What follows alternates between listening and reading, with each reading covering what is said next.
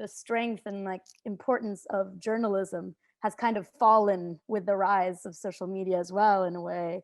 Influencing should be about influencing people in a positive way. Because it's not their lives that we're watching, it's the presentation of their lives. And I don't want, whether or not I'm hired, to be dependent on whether or not I have a large social media following. We live for the social media. We, as human beings, our attention is every time there, even not in the real world. In the real world are our bodies, but our attention is every time there. And it makes you feel like you're belonging to a community. And I think that's what social media should be about.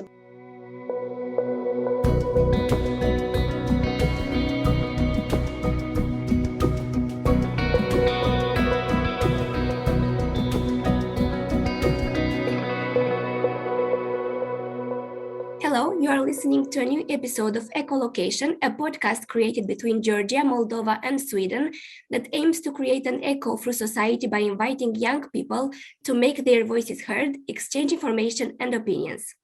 I'm Alina, the host for today's episode, and I've chosen a really important topic to discuss about today, namely how social media influencers affect our lives. For some of us, influencers are role models, people whose recommendations we rely on, and the reason we spend hours on Instagram or Facebook to follow someone's lifestyle.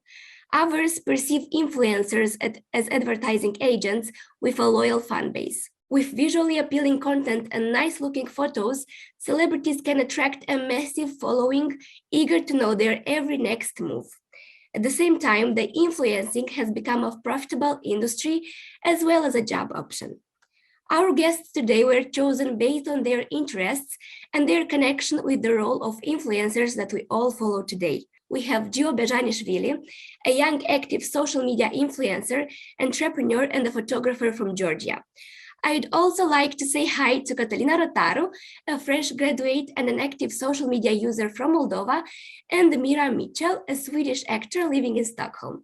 Hello, everyone. Let's start with Gio. You are the most active on social media among us. So from my experience on social media, every time I write a text or post a picture, I check a million times if what I write is correct or true. So I check if it's a false information or not, and maybe some spelling or grammar mistakes. With great power or influence comes great responsibility. So I would like you to ask, from your perspective, if you feel a specific responsibility as the way of presenting yourself online is followed by many other people. Yes, sure. There is very big responsibility to post about your opinion or post some new information. Yeah. Because nowadays we know that many news companies sometimes made mistakes. Yeah, sometimes the sources are not real, and also disinformation and propaganda uses fake news to make people believe what they want to believe. Yeah, so this is like a war about consciousness and war about information. And if about my opinion, if there is no news, but I want to make some opinion, I try to be correct. And every time what I share, I say that this is my opinion.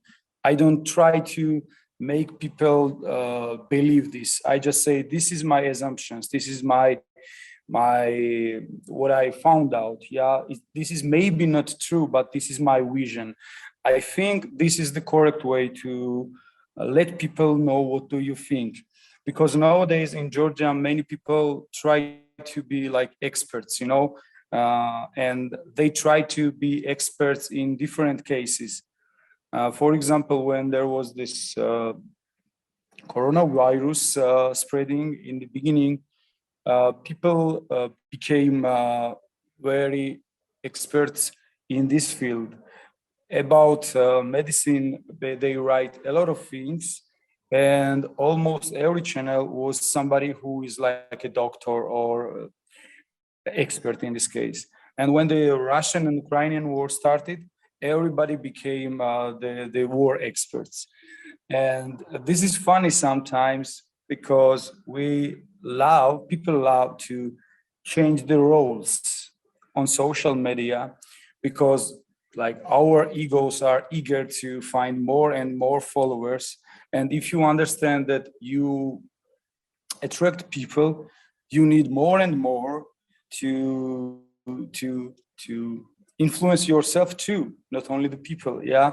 So sometimes this is the mistake what influencers do, and this is a very big responsibility to not share fake news and also to share opinions with your doubt, to doubt yourself and to ask questions also your followers, because this is the conversation, yeah, between you and your followers. If you not only say your opinions but ask in the end the question, this will lead conversations, and this is the way where truth is found. And if you don't want to hear anything from your followers and you just want to say something and that's all, it's not a democracy. Yeah, it's like a tyranny. And influencers need to understand all of this and be careful when they post something on social media. Yeah, thank you, Georgia. So I think it's the same in Moldova, because as we know, online influencers have become a powerful vector in promoting false information, and especially conspiracy theories during COVID and the war in Ukraine.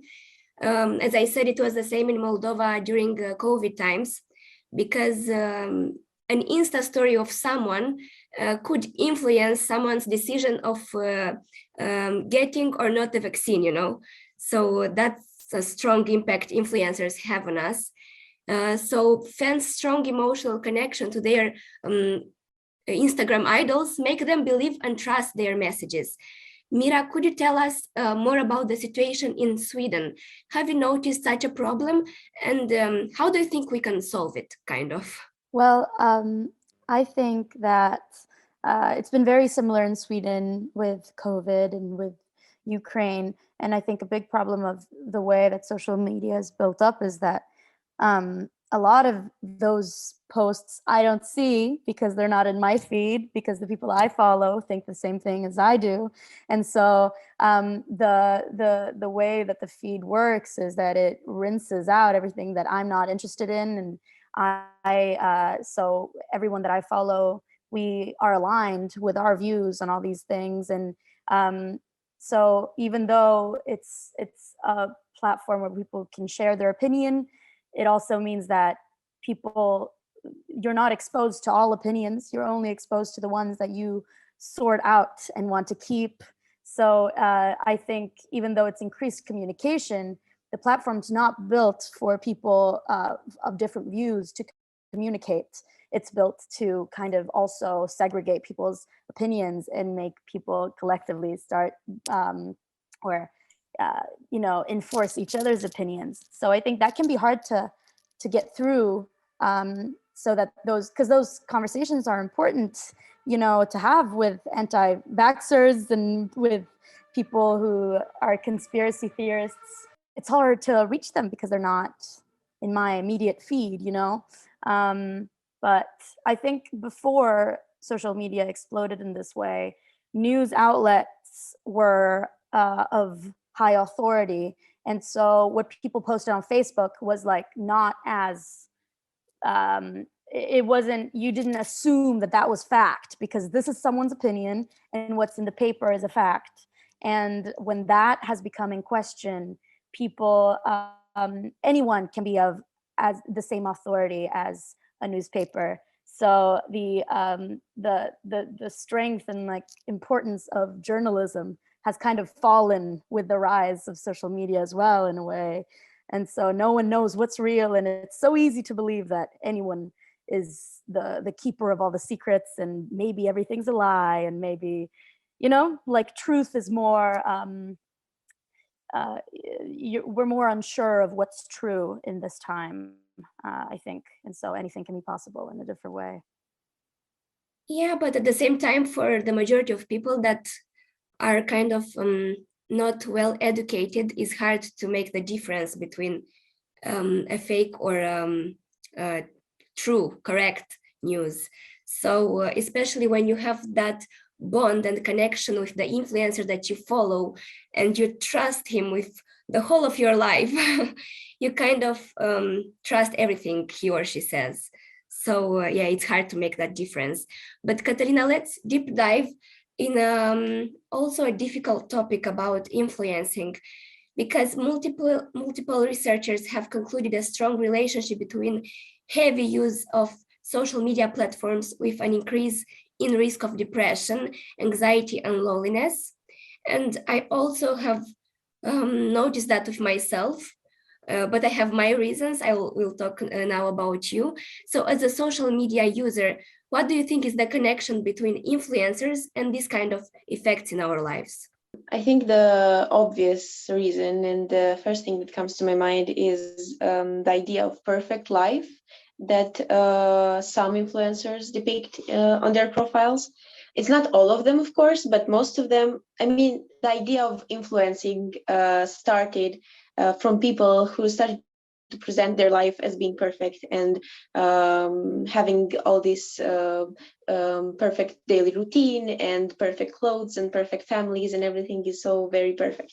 And of course, our brains start to question why this person can have everything and why I don't have everything, and why do I have problems at my job, and why my face looks in a certain way. And you start to question different sides or different parts of your life. It's not only about your lifestyle, it starts to be about your body image and about your mental health. So the impact that influencers have on our mental health and on the image that we have about ourselves is very strong.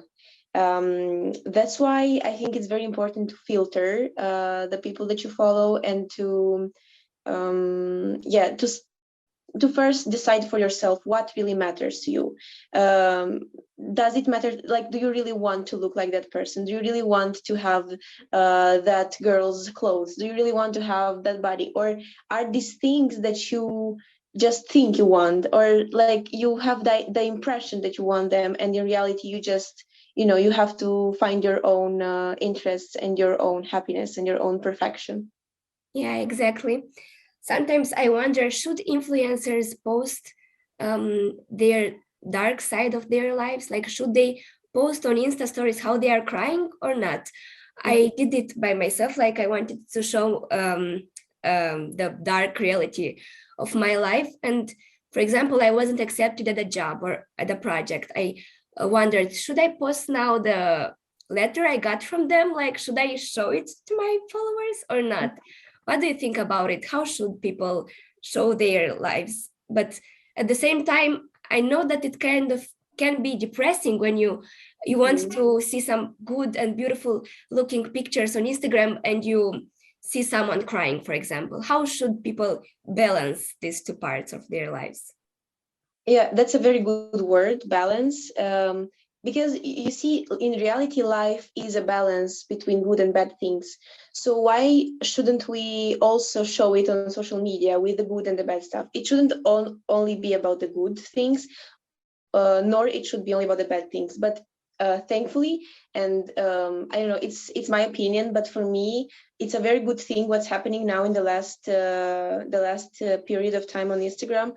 People start to show real things of their lives. So failures, problems that they're dealing with, the mental health problems, body image problems. I started to see people showing, for example, me, I've been struggling with acne for a long period of time, and when I see other people posting pictures of themselves without makeup and without any filters, I feel so much more confident and better, seeing that okay, I'm not the only one. So this is a real thing. It's happening out there. It's here on social media. So then it's happening, and it's I don't know. I think it's a good idea to post bad parts of your life. Just you should find the balance. You should always focus on this golden middle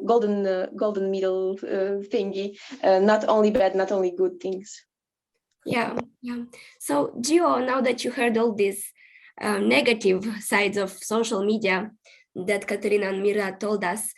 On the other hand, it is important to mention that influencers bring attention and awareness to important causes, and I'm sure you all know about some of them. So tell us how to develop a responsible influencer partnership, and what are the things and action influencers need to do to have this positive impact on society and on their followers. I guess the first of all, what influencer need to do is to question him or herself before he or she posts something.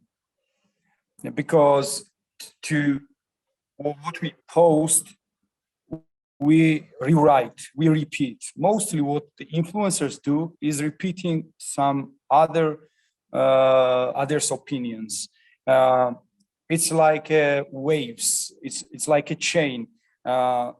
It's very rare to find the real creative thing nowadays on social media. Everything is reposted, recreated, and what we need to do and understand, is it real, first of all? Is it necessary to post? And what kind of benefit it will give to the society? How society or how my followers will benefit from this? Because if we only say that this kind of body, this kind of suit, this kind of hat or something is good and all other is bad, this is not balanced. Girl said about the balancing the posts and balancing the lifestyle what we show to the social media. So we need to first of all ask the many questions to ourselves to filter what we post.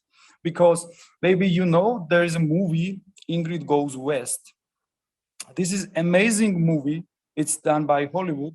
It's about the madness which is led following not good persons on social media and following blindly. Because nowadays following blindly leads in a madness, depression, and many bad things. So we need to really question ourselves first of all, and also we need to try learn new things to create new type of content, because reposting, rewriting is not real, it's not interesting. We see everything, we saw everything already. Nowadays we need something new. Yeah, now Joe, I remember I haven't asked you to present your work on social media. Can you please briefly describe what you're doing? First of all, I post my pictures and videos. I am founder of a board game club in my town.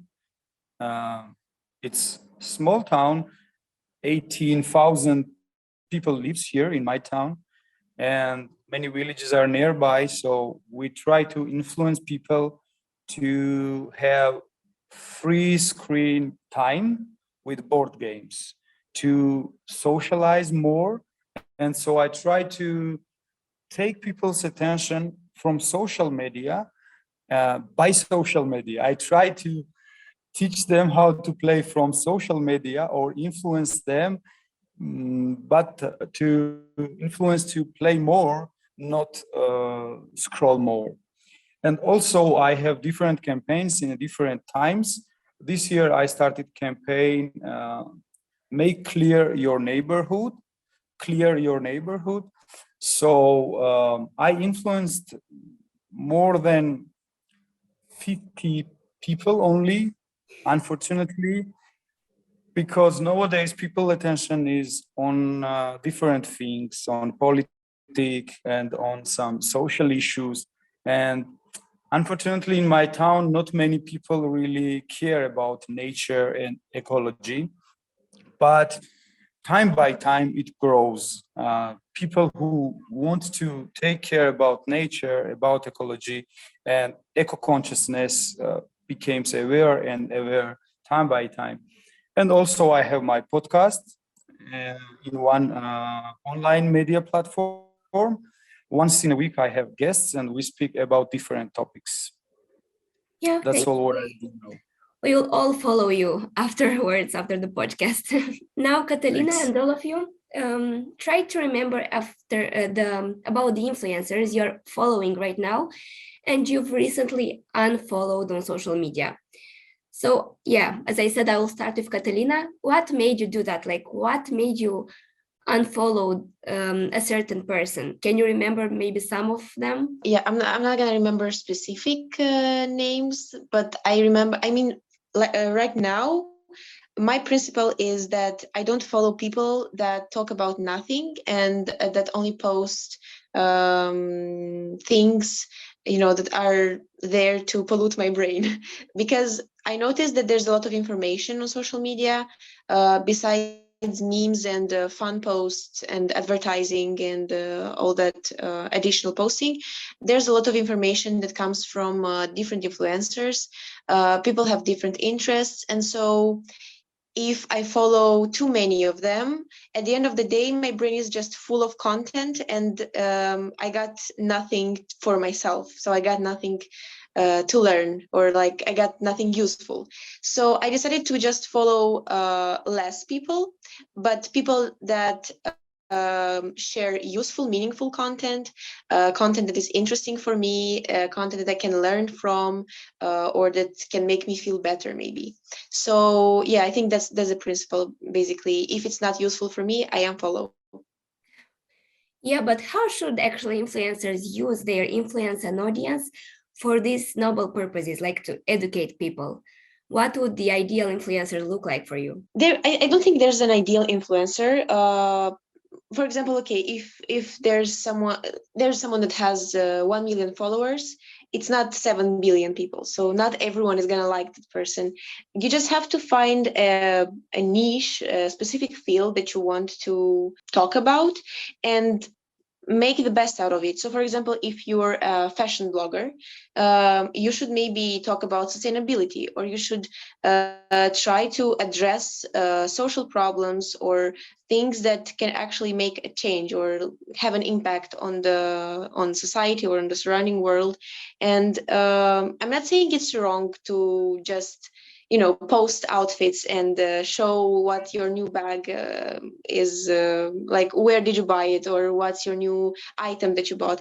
But again, about balance, you can't talk about nothing forever. You have to bring some input and bring some value to your followers' lives. Influencing should be about influencing people in a positive way. I mean, the word influencer comes from, it's a very powerful word. It means that you have the power to affect and to have an impact on a person's life, and I think it's a big responsibility, and that's why influencers should think twice before posting something or before saying something. Yeah, and Mira, how do you choose which influencer you want to follow? How do you filter this kind of following people? I go similar to what Catalina was talking about. I like whatever makes me feel like I feel seen and heard, or educated, and like my mind expands, or my perception expands from watching them.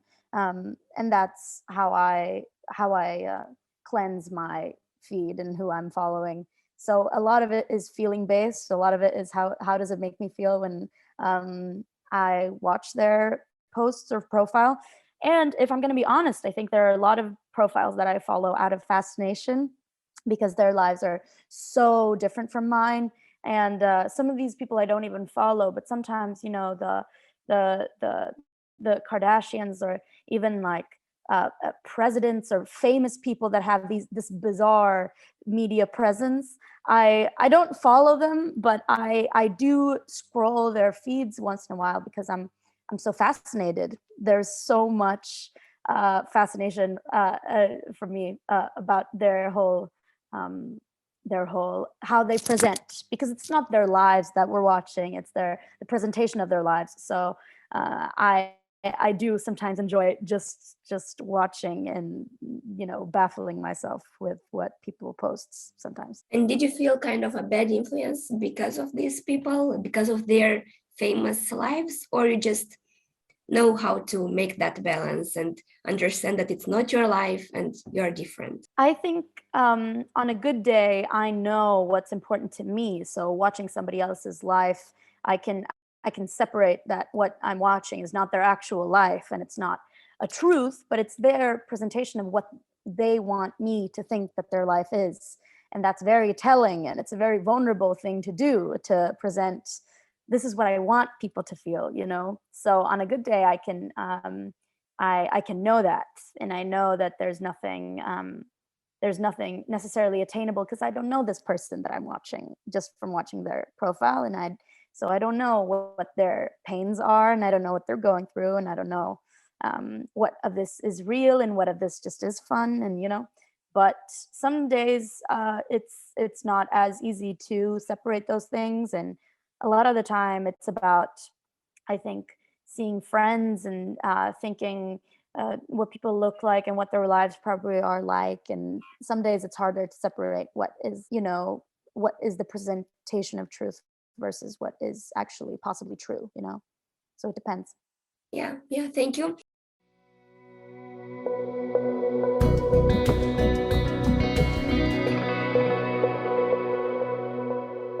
Gio, why do you think influencers tend to seem so appealing and are so popular in our society? Because as we know, people follow influencers not only for entertainment, but also for information, advice, and comfort. So in Moldova, for example, people follow influencers and see them, perceive them like a source of information, and they became like a competition to TV and the news outlets because people consume news from them. So what's their secret? What's the secret of influencers? The secret of the influencer, I guess, it is that it is like your friend. It is not the official TV or official media, but it's like your friend or neighbor or your family member, somebody who you trust. Because the last 20 years, many cases showed us that political parties buys media outlets. They buy content, they buy their time to present what they want. Yes, and also this disinformation and propaganda works very well on a TV stations, on some radio stations. So these old media outlets is already with somebody's hand. People think that now they need to hear somebody who is more close to the truth, and they are the influencers who are like our friends, which we don't know, but social media assures that we are friends now because we follow to each other. We are friends on Facebook or somewhere in different social media. So it is more true to hear from them. And we believe that they are now the new media outlets, because the power of media goes time by time from different stages. Yeah, for example, in the last century, in the beginning, there was only newspapers, then there was radio, then there was TV, now the internet. But the internet is public. TV was not public really, or newspaper. It was in somebody's hands or in some group's hands. And now the power is spread to the people, which is very good for democracy, but sometimes it has these bad sides that everybody nowadays is expert, and some of experts are not really experts. Everybody tries to be a guru now, which is not really good, because to teach somebody something, you need to be really, really aware of that field. Yeah, to be glamorous is good, but not everybody has opportunity to be glamorous. Yeah, so people need to really question themselves, as girl said before. They need to ask themselves about their values, what their values is, and what they need to understand and benefit from the influencers, because sometimes influencers are used as a tools, as a advertisement companies, because the product nowadays is sold by the story, by the documentary. Everybody knows when they see some person in a TV, in advertisement video, they know that they are actors. They don't care about the product. They took money to be in a role of somebody, yeah? But the influencers do it like a documentary. They say, I know this product, I taste it, I wear it, I understand everything because I experienced it. And we believe nowadays in experiences, not in the words anymore. I mean, the experienced words are more truthfully than some words which we don't experience. So the products are sold by the story, and the influencers are the new type of storytellers. Yeah, so we will deep dive in this field of influencers as marketers a little bit later. Now I'll switch to Mira. So I read about your work in film and TV, and I kind of stalked you on social media, all of you actually. So what do you think? Is it necessary for actors to have an active social media account to open doors for their career?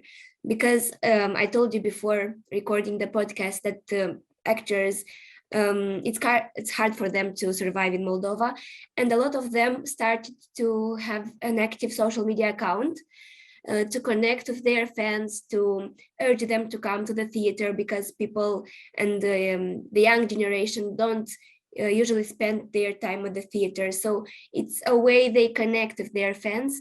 And in this way, they also get some brand collaborations and at the same time money. So what do you think about that? Well, is it necessary for your career? I don't think so, but it is it helpful, and does it create a new stream of income as opposed to just booking an acting job? Yes. And it does widen your audience, which is attractive in the eyes of your employer, because whoever is going to hire you, if they know that there are people following you and watching you that are young, that otherwise, as you said, wouldn't come to the theater, now there's something attractive about the show because their favorite influencer is in the movie. So in that way, a person can be both an influencer and an actor, and therefore, reach further of an audience.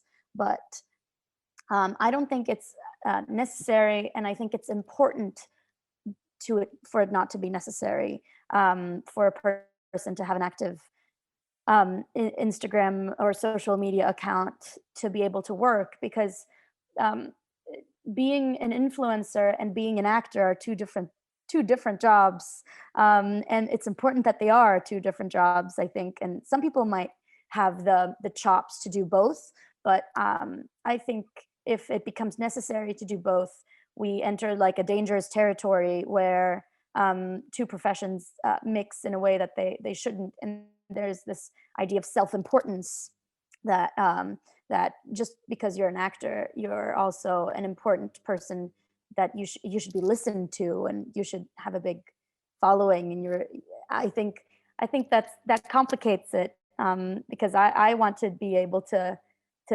separate my work from my life as a media consumer. And I think it's important that distinction be made, because I want to be able to have, whether or not I get a job, I want that personally. I want that to be dependent on how well I have performed as an actor in the past, or how well I perform in the audition. And I don't want, whether or not I'm hired, to be dependent on whether or not I have a large social media following. I don't want to do projects where I'm hired as clout bait, or you know what I'm saying? And I also don't think, because that happens a lot in Sweden, but in everywhere, where people get hired because they have a big outreach on social media. And I think that's also that's one of the dangers of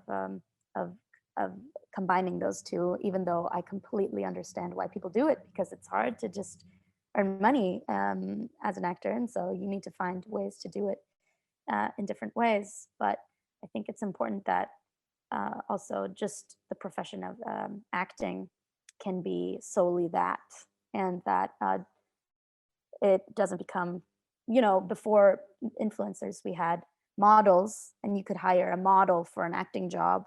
And I don't think it's different than hiring an influencer for an acting job, because you're hiring somebody for their other spread or their other career to do the acting. And I think that there are a lot of actors that just want to act and that are not interested in being social presence. And I think that they should be the ones doing the acting mainly, That's it's so nice that you mentioned about it, because I haven't thought about it, but yeah, maybe some actors become influencers only because it's an easy way to get hired, because the employees know that you are popular and famous there, and you can kind of raise their audience on their profiles. So yeah, and it's also interesting that you said that it's a profession, like the influencer, like it really is a profession, and people now, like children, dream to become influencers. So yeah,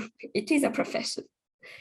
Yeah, so now, Gio, I told you that we will speak more about influencers as this marketing tool. And yeah, we noticed that influencers have become a perfect marketing tool, and their impact is usually greater than other advertising platforms we are used to, like TV.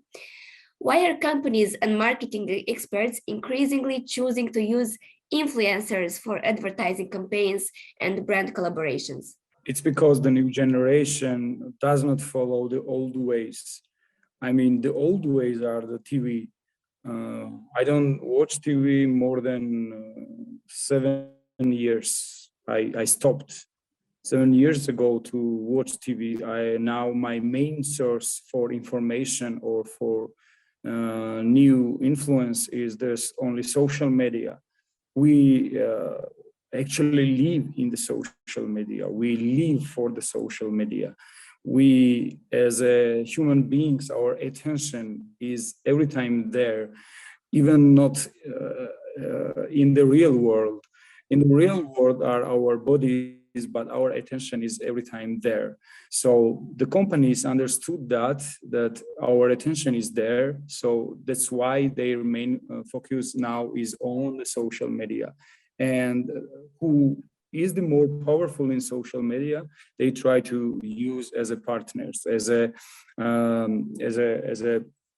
advertisement tools, because everybody who is active, they have their targeted audience. Yeah, I have my targeted audience on social issues. If somebody wants to make like meeting in my town, they call me and they ask me, please share this information because you are active person and you have active followers. If somebody wants to share the information about fashion, they don't ask me because I am not in that field. They try to find the real person who is keep going in one direction. So it's like a channels, different channels of different interests and different fields. Yeah. So that's why nowadays the companies understands that to make your product sold out very well, you need to have somebody who tells about this. As I mentioned already before, the experience and the story sells the product, not all the ways advertisements where actors are paid to say good words about that product. And we influencers many times try to make people believe that what we do is documentary. Many times it's not documentary. Sometimes it is like acting. It is like acting in a theater even, or in a movie. So influencers are new type of actors. and they have their channel, they have their theater, they have their ongoing TV series in which they have now product placement, as the product placement is worked by Hollywood. Yeah, we know in many TV series or in many films, movies, there are products which is placed there to be sold out well in the world then. So this is the new way, and this is the new market, and influencers are new marketers, and I guess the clever companies and new companies understands that, and they use it for their goods. So I will switch now to Catalina, because I noticed that lately you have started to be active on social media and to express your opinions and to also post some polls. And I liked it very much because you expressed your attitude towards some topics. Can you tell us more about it? Like, is this a beginning and a desire of yours to become an influencer? Oh, no, for sure not. I mean, not for now. When I started to do this, it wasn't, I didn't have a specific a purpose or a specific goal in mind. I just started to do it in order to overcome my fear of speaking in public and in front of the camera. And I think a lot of young people have it nowadays. It's weird. I don't know why we're so scared of just expressing our opinions on social media or in public or everywhere, because we are free to do it. So I just don't take advantage of it.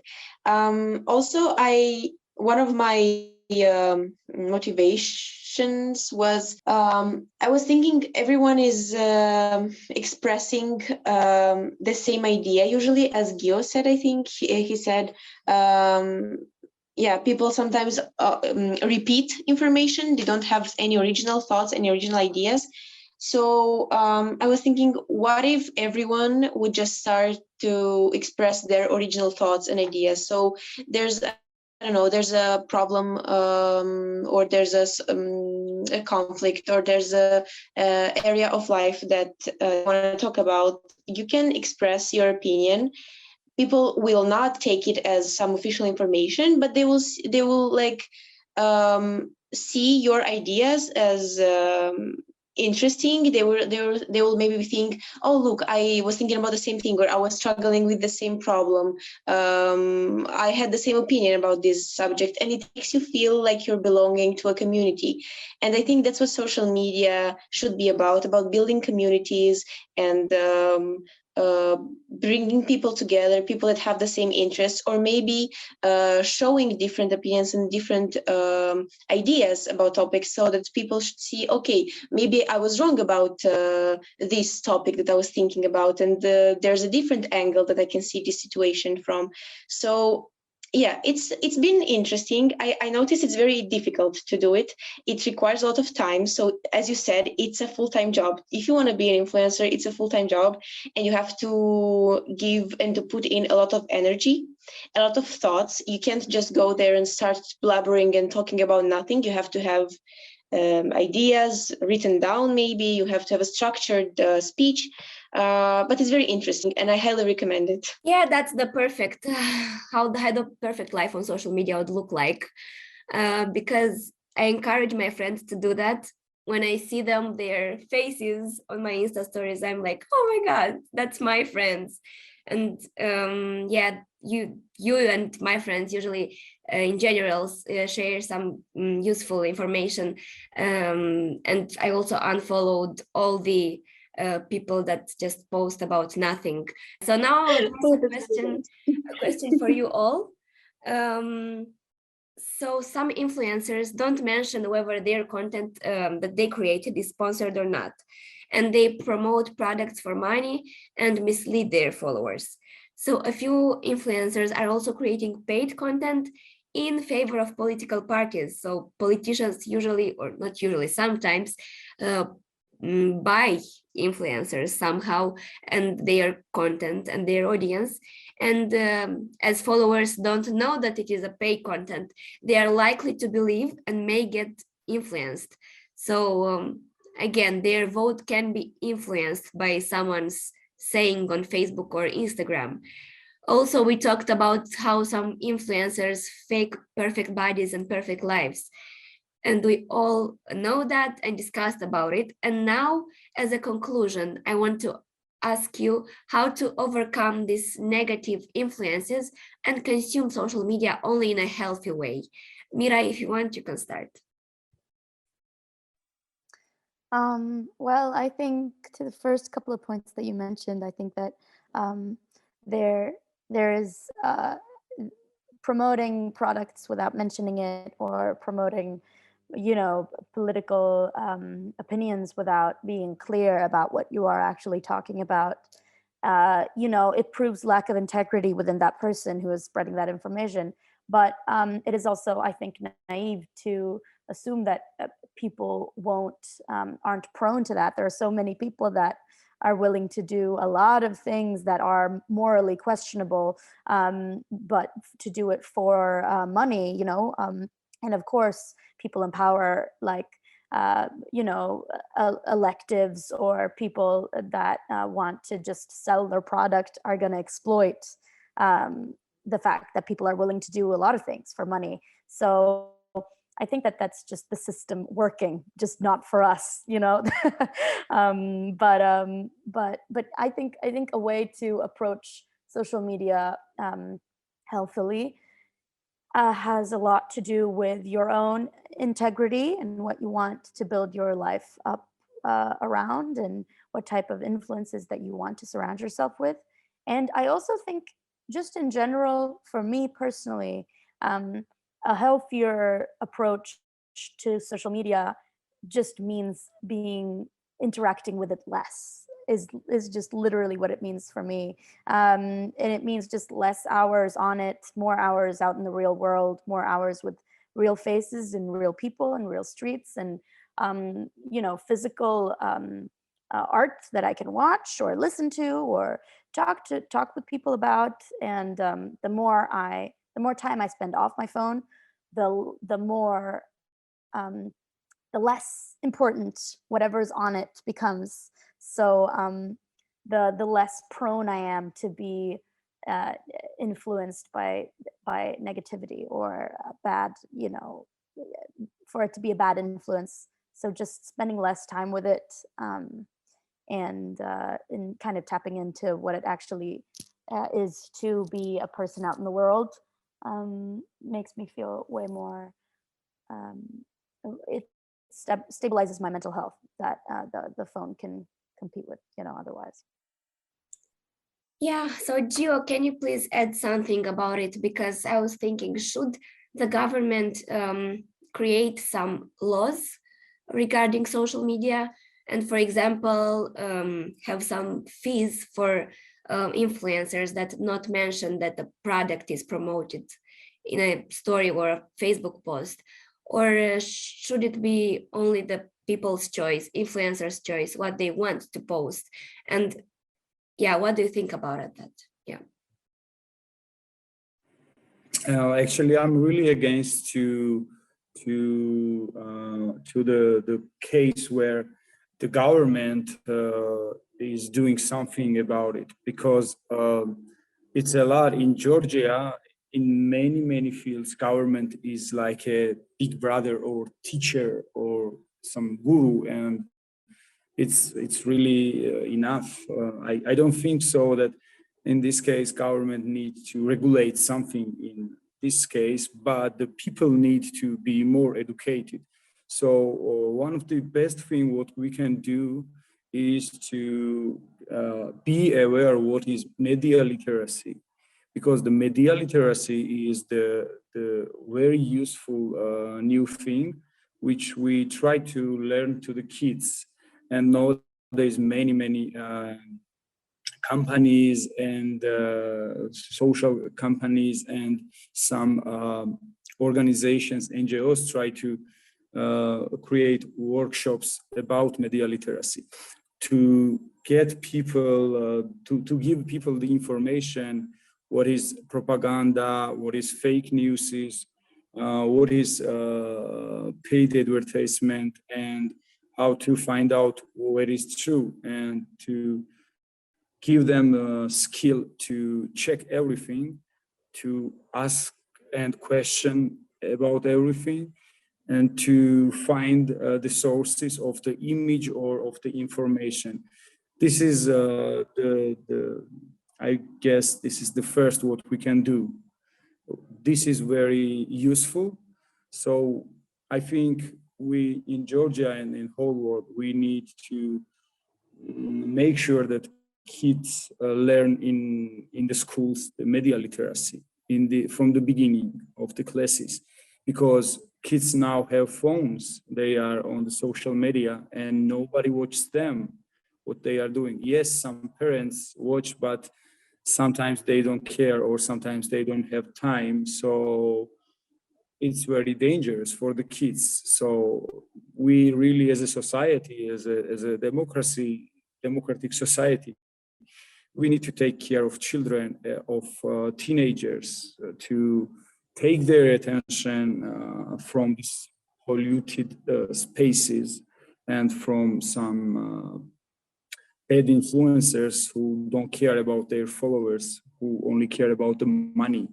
And we really need to try to make that kind of people who only care about the money less famous, and to invite the influencers in our podcasts or in meetings or somewhere else, who are who have good information but have less followers. We need more collaboration, some good influencers.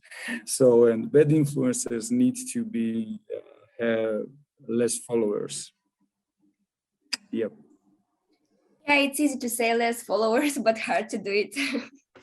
Catalina, would you like to speak about it? Maybe to sum up everything we discussed, and what should we do about the youngsters and people from some poor social backgrounds that don't know about media literacy? What should they do about them? Yeah, first I want to say that I completely agree with Mira. She said less time on social media is the way to go. And I think that's the easiest and the most accessible way of reducing the bad impacts that social media has on our life. Also, I think for me, what works is playing with the algorithms and not following stuff that might harm you and your mental health. So if you're gonna spend more screen time by watching, I don't know, bad posts and posts that don't help you in any way, that's what the algorithm is going to give you. If you watch bad stuff, you're going to receive bad stuff. So yeah, I think we should stop blaming everyone else and start taking the initiative in our hands. And about the second question, people that don't really have access to information about media literacy and so on, I think that's where the government should take action. I think we need projects and programs and funds and investments in educational programs that should deal with the fact that people really don't have access to this kind of information. Old people, for example, my grandma has a smartphone. She has a smartphone and she has access to all this news. And old people and young people are the most susceptible to fake news and to information that appears online. So I think, yeah, a program or a project that would deal with their with information for this people would be more than welcome. Yeah, thank you, Catalina, and thank you, everyone. It was so nice to talk to you, Catalina, Miro, and Gio. Thank you for accepting the challenge to discuss the realities of your countries and share them with our listeners. And stay in touch with us because there are more interesting episodes on the way.